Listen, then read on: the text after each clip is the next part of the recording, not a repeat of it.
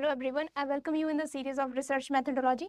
जैसा कि आपको पता है, हम डिस्कस कर रहे थे रिसर्च मेथोडोलॉजी के बारे में, और लास्ट टाइम जो हमने डिस्कस की थी वो PYQ से रिलेटेड डिस्कशन की थी।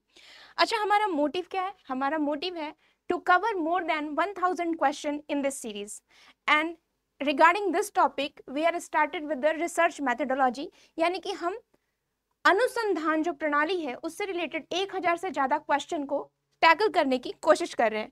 और उसी श्रेणी में हमने जब लास्ट टाइम डिस्कशन की थी तो हमने हर टॉपिक को उसको डिस्कस करते हुए चला था, तो हम उसी को स्टार्ट कर रहे हैं। और इस सीरीज में जैसा कि आपको पता है कि हम ज्यादातर 1000 क्वेश्चन को डिस्कशन करना प्लस जितने भी एग्जामिनेशन है उसको ध्यान में रख करके PhD से रिलेटेड सारे क्वेश्चन जितने भी आप देखोगे ना, ये सारे क्वेश्चन जो आते हैं वो आपके रिसर्च करियर यानी कि PhD के लिए भी जरूरी है, और उन्हीं को हम ध्यान में रख करके हर PYQ के साथ साथ उससे रिलेटेड कॉन्सेप्ट्स, उससे रिलेटेड जो भी रिवीजन है उसको हम कवर कर रहे हैं। So this is the motive. One thing that I will like to introduce is that this series is not just for the English medium student, this series is for the Hindi medium student too.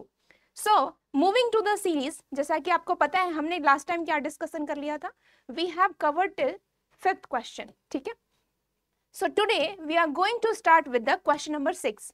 So here the question is in your screen. So let's see the question and then we will discuss the explanation along with the answer.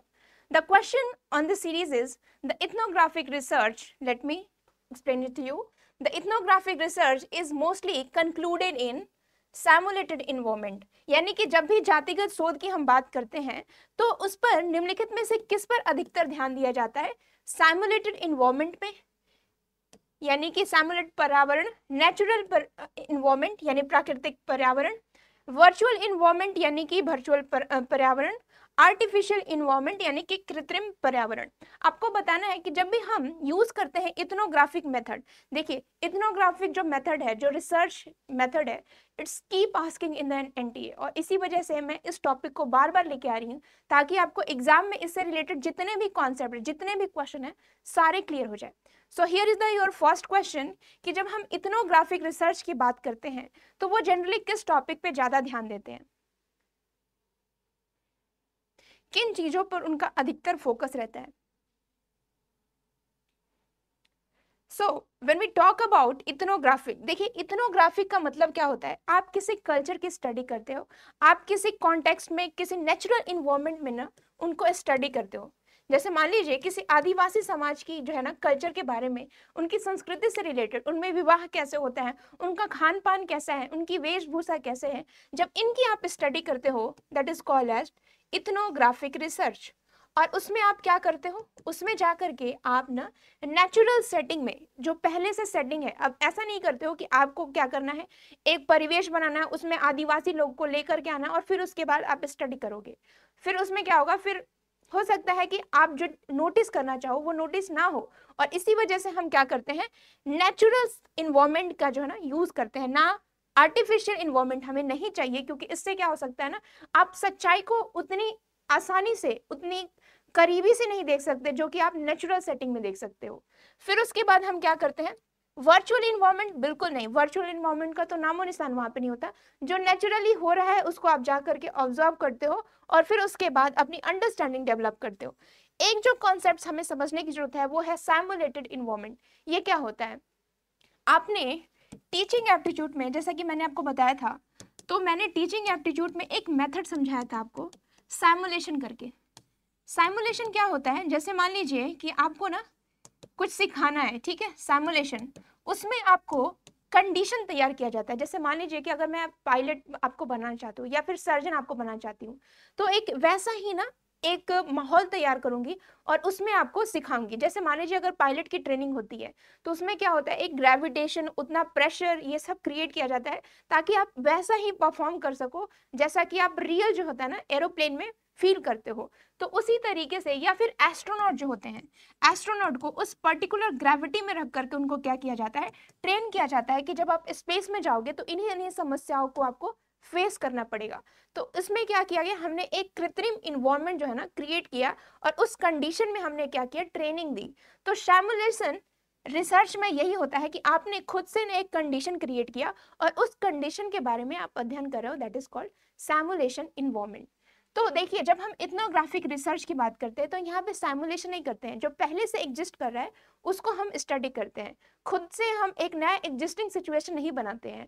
तो simulation environment is not a right answer. Your right answer is कि जब भी हम ethnographic research की बात करते हैं तो मोस्टली जो हम रिसर्च करते हैं वो नेचुरल सेटिंग में करते हैं, जो प्राकृतिक पर्यावरण रहता है उसी में जाकर के हम रिसर्च को कंडक्ट करते हैं। So B is the correct one. ठीक है, चलिए उसी को संदर्भ में देख करके हम थोड़ा सा इसको एक्सप्लेन कर लेते हैं। जब भी हम इथनोग्राफिक रिसर्च की बात करते हैं, जब भी हम जातिगत अनुसंधान की बात करते हैं, तो हम कल्चर और उससे जुड़ी समाज की बात करते हैं। और ये कहाँ पे अध्ययन करते हैं? ये जनरली नेचुरल सेटिंग में, यानी प्राकृतिक जो अध्ययन होता है ना, प्राकृतिक पर्यावरण होता है, उसमें हम इस अध्ययन को कार्यरत करते हैं। फिर उसके बाद आपका जो वर्ड आता है साइमुलेशन। साइमुलेशन जो वर्ड है बहुत इंपॉर्टेंट है। इसमें हम क्या करते हैं, एक्चुअल सिचुएशन की तरह ही एक सिचुएशन जिसको कहते हैं ना, जैसे मान लीजिए कि अगर कोई मूवी शूट होता है, ठीक है, मूवी की शूटिंग होती है, तो क्या वो उस जमाने में, जैसे मान लीजिए कि अभी मोहनजोदाड़ो एक मूवी है, मोहनजोदाड़ो मूवी में क्या वो उस सिनेरियो में जाकर के शूटिंग करेंगे? नहीं, वो क्या करते हैं, एक सेट क्रिएट करते हैं, ठीक है, एक स्टेज क्रिएट करते हैं, और आपको ऐसा लगता है ना कि वैसा ही लग रहा है जैसा कि मोहनजोदाड़ो पहले हुआ करता था, और फिर उसमें क्या करते हैं, आपको दिखाया जाता है। तो साइमुलेशन ठीक वैसा ही होता है, आपको एक कंडीशन क्रिएट किया जाता है और उस कंडीशन के आधार पे आप अध्ययन करते हो, दैट इज कॉल्ड साइमुलेशन। यानी कि वास्तविक स्थिति की तरह आप एक स्थिति बनाते हो और उसके बाद उसका अध्ययन करते हो। जैसे कि मान लीजिए एस्ट्रोनॉट, और एस्ट्रोनॉट को आप ट्रेन करते हो, तो गुरुत्वाकर्षण को आप क्रिएट करते हो और फिर उसमें आप क्या करते हो, ट्रेनिंग देते हो। So that is all about simulation, that is all about ethnographic method. So now moving to the next question, and your next question is this one. Question number 7. Question कह रहा है the term research methodology. ये word बहुत important है क्योंकि आपको पता है कि हम अभी कौन सा टॉपिक कवर कर रहे हैं और टॉपिक वाइज ही हम क्या कर रहे हैं, क्वेश्चन को प्रैक्टिस कर रहे हैं। तो यहाँ पे आपका क्वेश्चन है कि रिसर्च मेथोडोलॉजी जो आपका टर्म है, जो शब्द है शोध विधि, ये जो इसका मतलब क्या है, यानी कि इसका अर्थ क्या होता है। आपको इन 4 ऑप्शन में, देखिए ऑप्शन एनटीए में सभी सही रहते हैं, बट आपको मोस्ट सुटेबल आंसर सेलेक्ट करना है। और वो कैसे आप पहुंचेंगे, जब तक से आप चारों ऑप्शन को नहीं पढ़ोगे आपको समझ में नहीं आएगा। तो इसी वजह से यूज द एलिमिनेशन वन। यहाँ पे कह रहा है शोध विधि जो होता है उस टर्म का मतलब क्या है। पहला ऑप्शन है the method use in data collection and analysis, कि वैसी विधि जिसका यूज हम क्या करते हैं, जिसका इस्तेमाल हम डेटा संग्रहण और उसके विश्लेषण में करते हैं, उसी को हम क्या कहते हैं, उसी विधि को हम क्या कहते हैं, शोध विधि कहते हैं।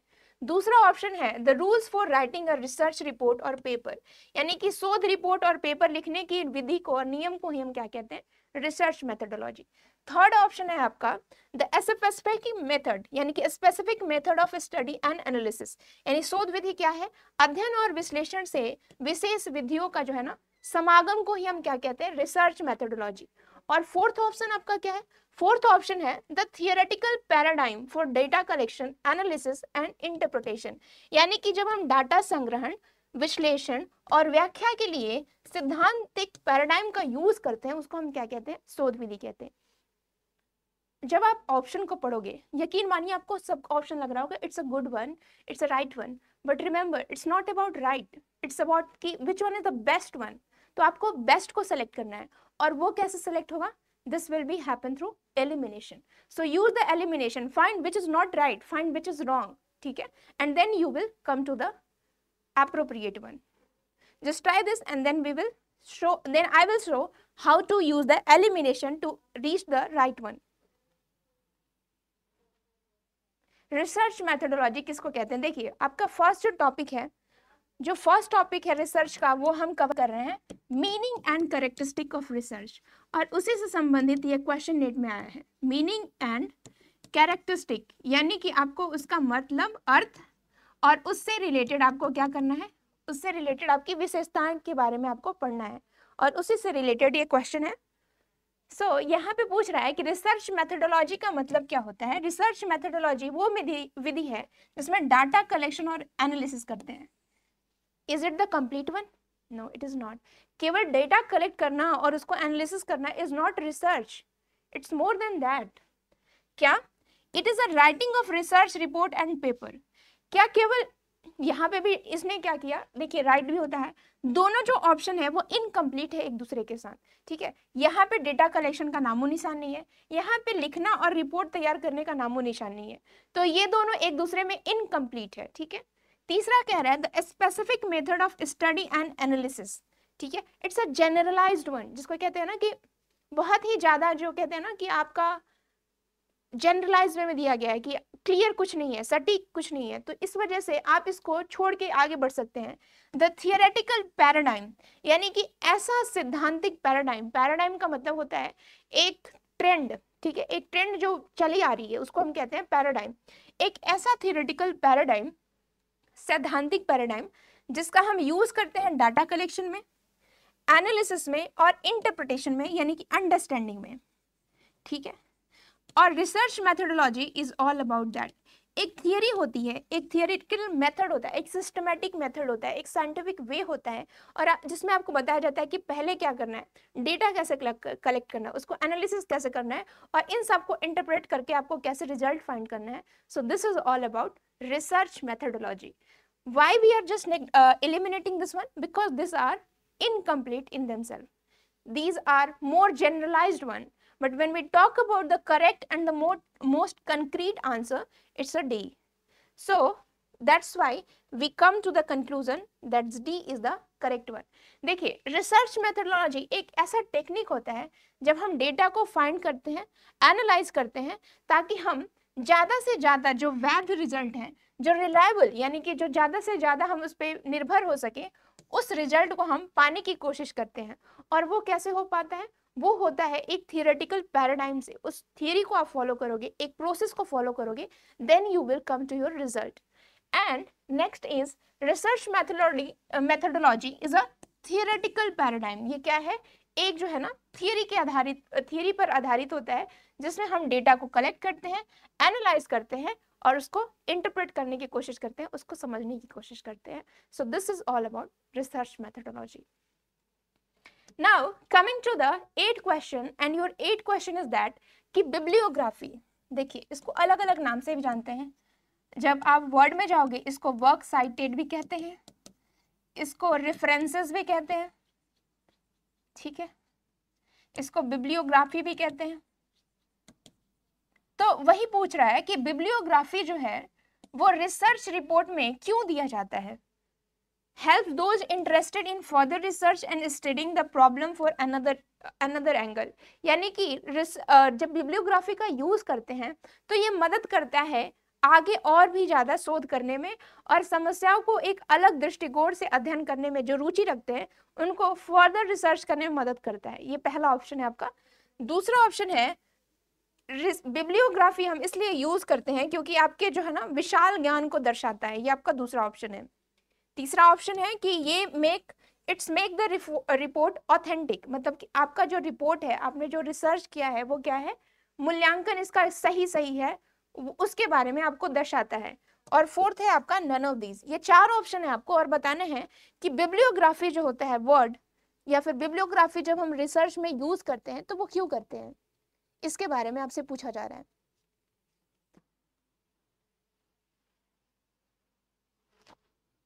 Just try this. जैसा कि मैंने आपको क्लास में बताया था कि बिब्लियोग्राफी जो होता है ना वो लास्ट में आता है आपके रिसर्च में. पहले क्या होता है? पहले इंट्रोडक्शन, बॉडी, कंक्लूजन, और फिर उसके बाद क्या आता है? रेफरेंसेस आते हैं, बिब्लियोग्राफी आते हैं. और बिब्लियोग्राफी इसलिए दिया जाता है क्योंकि इसके बहुत सारे रीजन होते हैं.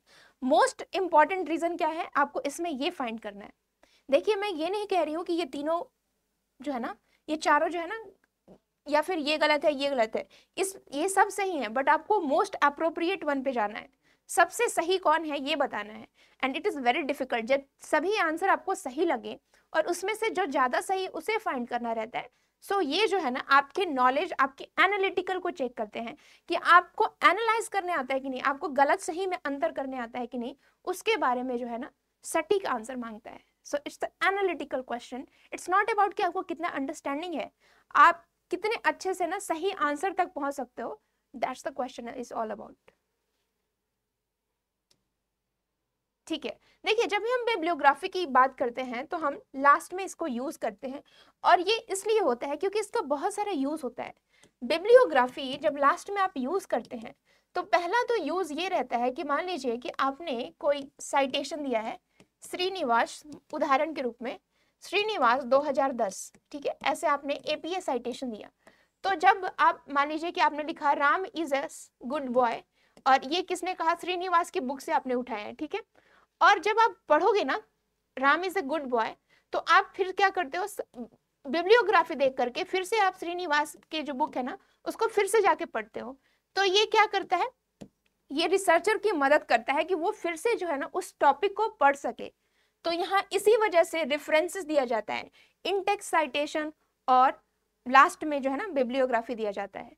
सो बिब्लियोग्राफी का मेन मकसद यही है ना कि आप उसमें जाकर के पुनः जो है ना उस पर आप क्रिटिकली सोच सके, क्या ये सच में सही है, क्या इसमें कुछ कमियां हैं, ठीक है। तो it helps to interested in further research, जिसमें जिनको रुचि है उस टॉपिक में वो फिर से जाकर के उसमें रिसर्च कर सकते हैं और अपने तरीके से उस प्रॉब्लम को समझ सकते हैं। So this one is the most appropriate one. क्यों मोस्ट अप्रोप्रिएट वन है, let's see this. So the vast knowledge of the researcher, ये रिसर्चर के वास्ट नॉलेज को दिखाता है। देखिए अगर मान लीजिए कि आपने रिसर्च में 50 रेफरेंसेस डाले हैं, इट डजंट मीन कि आपने जो है ना ज्यादा जो है ना आपके पास ज्यादा नॉलेज है, इट नेवर लाइक दैट। अगर मान लीजिए कि कोई आर्टिकल है जिसमें 5 जो है ना रेफरेंसेस हैं, यानी लास्ट में 5 जो है ना उसने किताब पढ़ करके अपने पेपर लिखे, और कोई जो है ना 50 किताब पढ़ करके एक पेपर लिखता है, इट मीन्स कि जो है ना आपने क्या किया है, ज्यादा बुक को रेफर करके एक अच्छा पेपर आप लिख सकते हो। इसका मतलब ये नहीं कि आप 100 बुक पढ़ के आप जो है ना गंदा पेपर या फिर अच्छा पेपर, तो कभी भी रेफरेंसेस का जो नंबर है वो आपके नॉलेज को नहीं इंडिकेट करता है। So this one is the inappropriate, it makes the report authentic. देखिए ऑथेंटिक तो बनाता है जब आप रेफरेंसेस यूज करते हो, ठीक है, जब आप रेफरेंसेस डालते हो। मान लीजिए कि आपने एक बुक, आपने कुछ लिखा है स्टेटमेंट, और वो जो है ना बुक का दे दिया कि मैंने ये चीज ना यहाँ से उठाई है, तो वो दिखता है कि हाँ आपने कहीं सोर्स, कोई अच्छे सोर्स से ना पढ़ा है। बट जनरली क्या होता है ना, ऑथेंटिक सोर्स भी अलग अलग तरह का होता है, कोई रिसर्च पेपर होता है और कोई बुक्स होते हैं, कुछ कुछ जो है ना रेफरेंसेस में आप मूवी का साइटेशन डालते हो। तो जनरली ऑथेंटिक तो दिखाता है, but when we talk about what's the use of a research report, bibliography में रिसर्च रिपोर्ट का क्या यूज है, तो वो सबसे इंपॉर्टेंट यूज ये है कि आपको वो दिशा निर्देश देता है कि जो पढ़ रहा है उसको फर्दर आगे भी रिसर्च करने में उसकी मदद मिले। So most important one is a, ठीक है। 1 and C is also a correct one, but you have to reach to the most appropriate one, ठीक है। So when we talk about bibliography, ये जनरली अंत में आता है। इसका मेन काम ये है कि आपकी प्रामाणिकता इसमें चेक की जाती है, यानी ऑथेंटिसिटी आपकी चेक की जाती है। एक्नॉलेज अदर वर्क, या मान लीजिए कि आपने श्रीनिवास का जो है ना डाला साइटेशन, तो आपने श्रीनिवास को ना क्या किया, एक्नॉलेज किया, यानी कि आपने बताया कि इन्होंने भी इससे पहले काम कर दिया है और मैं इनसे थोड़ा सहमत हूं या फिर असहमत हूं। इस तरीके से आप एक्नॉलेज करके अपने रिसर्च को क्या करते हो, आगे बढ़ाते हो। फिर उसके बाद ये क्या करता है, फर्दर रिसर्च में आपकी मदद करता है। यानी कि अगर मान लीजिए कि अगर मैं जो है ना किसी का रिसर्च पढ़ रही हूँ और मुझे लगा कि श्रीनिवास की जो है ना टॉपिक जो है बहुत इंपॉर्टेंट है, तो मैं श्रीनिवास की अब रिसर्च पढ़ूंगी और मैं श्रीनिवास की रिसर्च पढ़ करके फिर एक अपना पेपर लिखूंगी। तो इससे मुझे क्या मिल रहा है, मुझे आगे की रिसर्च करने में मदद मिल रहा है। और इसमें क्या होता है, critic the research by looking the source of others. देखिए एक काम जो और भी इंपॉर्टेंट होता है रेफरेंसेस देने का, वो ये है कि आप रेफरेंसेस को देख करके आप क्रिटिक कर सकते हो। मान लीजिए कि एक जो रेफरेंस है आपने उठाया एक बुक से, और कोई दूसरा रेफरेंस आपने उठाया कोई कॉमन न्यूज़पेपर से या फिर वैसे न्यूज़पेपर से जो कि जिनका कोई सोर्स ऑथेंटिक ना हो, तो जनरली ये क्वेश्चन आ जाता है कि आप रिलायबल सोर्स नहीं यूज कर रहे हो, या फिर कोई ब्लॉग से उठाया है, या फिर किसी के ओपिनियन से उठाया है, किसी की जो है ना विचार को आपने क्या मान करके आपने उसको प्रामाणिक माना था। किसी का ओपिनियन, किसी का ब्लॉग उतना ज्यादा ऑथेंटिक नहीं होता है जितना कि एक रेफरेंस पेपर होता है, एक बुक होता है। क्यों? क्योंकि जो बुक आता है, क्योंकि जो रेफरेंस पेपर आता है वो पीयर रिव्यूड होता है, यानी कि इसको ना प्रामाणिकता मिलती है। वो पीयर रिव्यूड जर्नल्स होते हैं जिसको दूसरे लोग भी जांच करके आपकी पेपर पब्लिश होती है। तो आपने सोर्स कहाँ से लिया, ये बहुत इंपॉर्टेंट है। कहाँ से उठाया, कौन से जर्नल से उठाया, इस पे भी क्या होती है, आपकी पुष्टि होती है कि आपकी जो रिसर्च है ना वो क्या है, कहाँ से, अगर आपने सही सोर्स से उठाया है तो आपकी जो है ना अच्छी बात होगी कि हाँ आपने अच्छा रिसर्च लिखा है। बट आपने किसी के ओपिनियन के आधार पे अपना जो है ना ओपिनियन दिया है, अपने रिसर्च पेपर को लिखा है, तो उस पर क्रिटिक हो सकता है कि नहीं, व्हाट्स द ट्रूथ, आपने विचारों, दूसरे के विचारों को उठा करके आपने सही बताया है, इसका प्रामाणिकता क्या है, तो क्रेडेंशियलिटी और जो है ना इस पे आपकी क्रिटिक भी हो सकती है। तो रेफरेंसेस क्या करती हैं, क्रिटिक करने में भी जो है ना एक इम्पॉर्टेंट रोल होती है, और यहीं से आप लिटरेचर गैप भी निकाल सकते हो कि उन्होंने क्या किया, उन्होंने ऑथेंटिक सोर्स का यूज नहीं किया है। तो इस तरीके से आप लिटरेचर गैप भी, या फिर जितने भी उन्होंने सोर्स लिया है वो वेस्टर्न मीडिया से लिया, उन्होंने लोकल मीडिया का यूज नहीं किया है, लोकल न्यूज़पेपर का यूज नहीं किया है। तो ये जो है ना सोर्सेज जो होते हैं ना, कहाँ कहाँ से आपने डेटा कलेक्ट किया, वो जो है ना वो आपके इंपॉर्टेंट रोल प्ले करते हैं आपके क्रिटिक करने में, कि आपने रिसर्च आपकी कितनी ऑथेंटिक है, कितना सही है।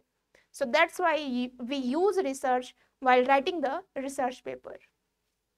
ठीक है, चलिए क्वेश्चन नंबर 9 पे आते हैं। क्वेश्चन नंबर 9 ये कह रहा है the core ingredient of dissertation. देखिए मुझे जहां तक पता है कि जितने भी मास्टर के स्टूडेंट हैं सबको कभी ना कभी डेजर्टेशन लिखना होता होगा। तो यहाँ पे पूछ रहा है कि जब हम डेजर्टेशन की बात करते हैं तो सबसे इंपॉर्टेंट जो मुख्य घटक क्या है, उनमें कौन कौन से एलिमेंट जो होते हैं वो इंपॉर्टेंट होते हैं। एक बात याद रखिए, चाहे आप डेजर्टेशन लिखें चाहे आप रिसर्च पेपर लिखें, उसमें एक चीज बहुत इंपॉर्टेंट है, वो है आपका इंट्रोडक्शन, बॉडी, कंक्लूजन। ठीक है, ये 3 चीजें आप नहीं भूलेंगे। कोई भी आप कोई लेख लिख रहे हैं तो ये 3 चीजें बहुत इंपॉर्टेंट हैं, कंक्लूजन, इंट्रोडक्शन, बॉडी, कंक्लूजन। अब इसमें पूछ रहा है कि जब आप डेजर्टेशन लिखते हैं, जब आप मास्टर में जाकर के डेजर्टेशन लिखते हैं तो उसमें कौन कौन से कंपोनेंट्स रहते हैं। यहाँ पे दे रखा है introduction, data collection, data analysis, conclusion and recommendation. आप कुछ सलाह देते हो, ठीक है, अच्छा लग रहा है। दूसरा में क्या लिख रहा है, एग्जीक्यूटिव समरी। देखिए पहले आपने उसको क्या किया, एग्जीक्यूटिव समरी यानी एब्स्ट्रैक्ट के फॉर्म में आप उसको बताते हो, फिर उसके बाद आप लिटरेचर रिव्यू करते हो। ऑफ कोर्स देखिए जितने भी आप रिसर्च पेपर लिखते हो, जितने भी आप जो है ना डेजर्टेशन लिखते हो, उसमें लिटरेचर होना बहुत जरूरी है, क्योंकि उसमें आप क्या दिखाते हो कि मैंने कोई एक नया टॉपिक पे जो है ना शोध पत्र लिखा है। अगर उसमें कुछ नयापन नहीं होगा, लिटरेचर को आपने रिव्यू नहीं किया, तो वो अधूरा माना जाएगा। तो लिटरेचर रिव्यू सही है, डेटा गैदर सही है, कंक्लूजन, और लास्ट में मैंने क्या कर दिया, बिब्लियोग्राफी डाल दिया। सीम्स लाइक अ गुड वन। ठीक है, थर्ड वन कह रहा है इंट्रोडक्शन, लिटरेचर रिव्यू, रिसर्च की मेथोडोलॉजी, रिजल्ट, डिस्कशन और उससे रिलेटेड कंक्लूजन। ठीक है, फिर उसके बाद फोर्थ कह रहा है कि रिसर्च को प्लान करेंगे, डेटा को कलेक्ट करेंगे, एनालिस करेंगे और रेफरेंसेस देंगे। देखिए अब इसमें एक चीज आप समझ जाइए कि जब भी हम, क्योंकि ये एक नॉर्मल ऐसे नहीं है, ये क्या है, डेजर्टेशन है, और डेजर्टेशन और जब भी हम थीसिस लिखते हैं तो एक चीज बहुत इंपॉर्टेंट है, वो है आपका लिटरेचर रिव्यू, और वो आपका क्या है, रेफरेंसेस या बिब्लियोग्राफी। बिना इसके आपकी जो चीजें हैं वो ऑथेंटिक नहीं मानी जाएगी। ठीक है, तो ये 2 चीजें तो बहुत इंपॉर्टेंट है, और साथ में साथ आप जो है ना आप क्या करोगे, डेटा को भी कलेक्ट करोगे। सो बेस्ड अपॉन दिस, ठीक है, उसके आधार पे एक मेथोडोलॉजी भी इंपॉर्टेंट है, मेथोडोलॉजी भी होनी चाहिए। एक मेथड को फॉलो करके एक प्रोसेस होता है, और उसके आधार पे आप क्या करते हो, अपनी चीजों को दिखाते हो। तो इंट्रोडक्शन सही है, एग्जीक्यूटिव समरी होना जरूरी भी है, नहीं भी जरूरी है, डेटा गैदर सही है, बिब्लियोग्राफी सही है, मेथोडोलॉजी इसमें नहीं है। जब हम इसकी बात कर रहे हैं तो इसमें लिटरेचर रिव्यू नहीं है, लेकिन यहाँ पे आप देखो तो यहाँ पे आपको सब देखने को मिलेगा। ऑप्शन थर्ड, यहाँ पे आपका इंट्रोडक्शन है, लिटरेचर रिव्यू है, रिसर्च मेथड है, रिजल्ट है, उस पर रिलेटेड डिस्कशन है, और लास्ट में आपके कंक्लूजन है। बट यहाँ पे बिब्लियोग्राफी नहीं है।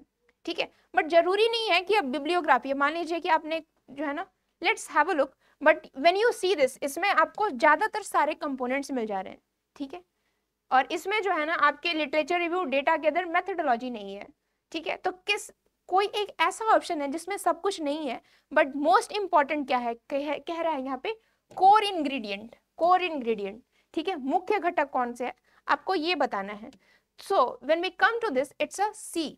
ठीक है, इट्स अ सी, यानी कि जरूरी नहीं है कि हर रिसर्च क्या होता है, बिब्लियोग्राफी पे आधारित हो रहा है। अगर मान लीजिए किसी का एक ओपिनियन है, ठीक है। अगर डिसर्टेशन जो है ना, हालांकि लिटरेचर रिव्यू है तो आपने उसमें इंटेक्स जो है ना बता दिया है, बट यहाँ पे आपको बिब्लियोग्राफी भी होना चाहिए, ठीक है, तभी ये आंसर कंप्लीट माना जाएगा। But when you come to the most appropriate one, it's a C. Bibliography भी होना चाहिए, बट literature review method it's a important components, and that's why we calling C is the most appropriate one. एक चीज मैं आपको दिखाना चाहती हूँ और बताना चाहती हूँ, अगर आपको थोड़ा ज्यादा पढ़ना होगा, just go and visit to the पीछे से।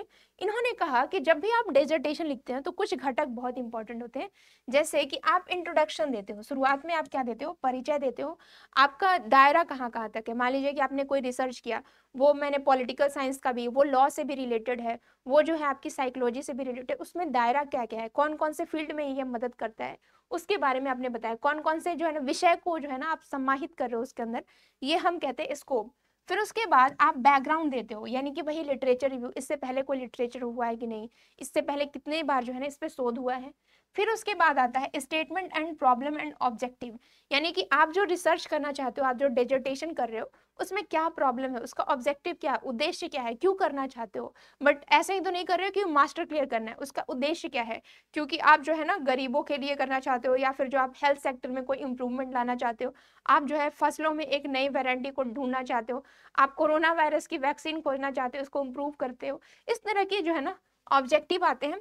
फिर उसके बाद आप उसके आधार पे आप एक क्वेश्चन तैयार करते हो कि ये मेरा क्वेश्चन है और उसको मैं क्या करूंगा, आंसर ढूंढूंगा, ठीक है। तो एक क्वेश्चन होता है, एक आपका उद्देश्य होता है, और उसी को ना हम जनरली इसको यहाँ पे आप कहते हो हाइपोथेसिस, ठीक है। आपका एक स्टेटमेंट, उसके आधार पे आप एक स्टेटमेंट बनाते हो।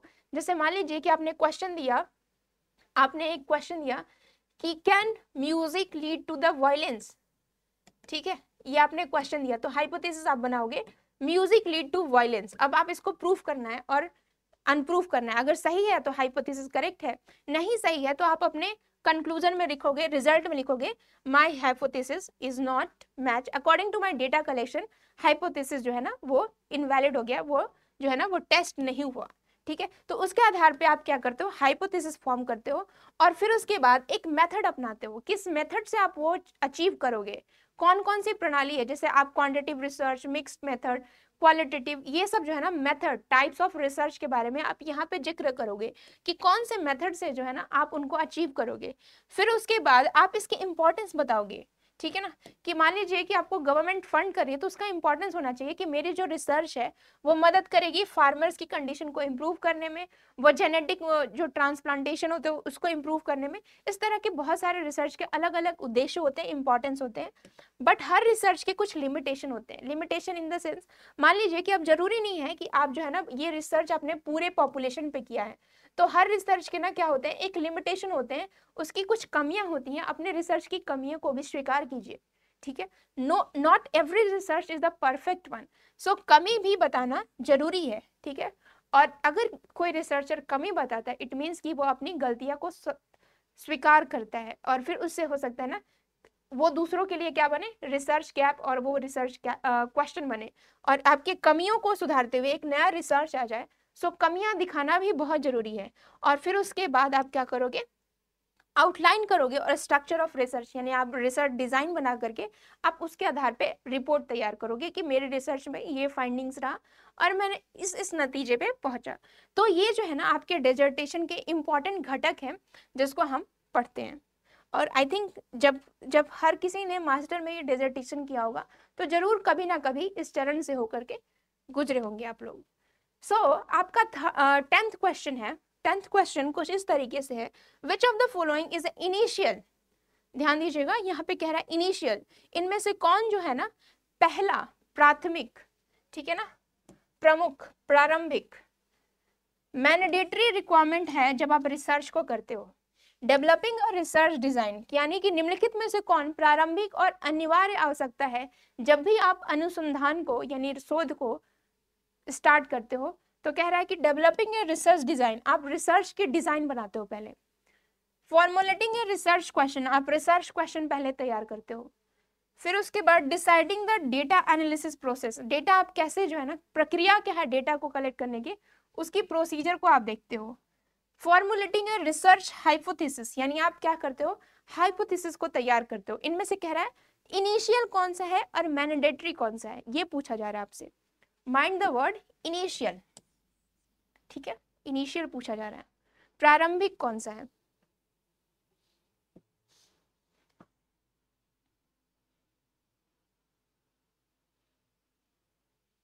ठीक है, let's come to the answer. देखिए, जब भी हम इनिशियल पे बात आते हैं, आपको स्टेप्स ऑफ रिसर्च पता होगा।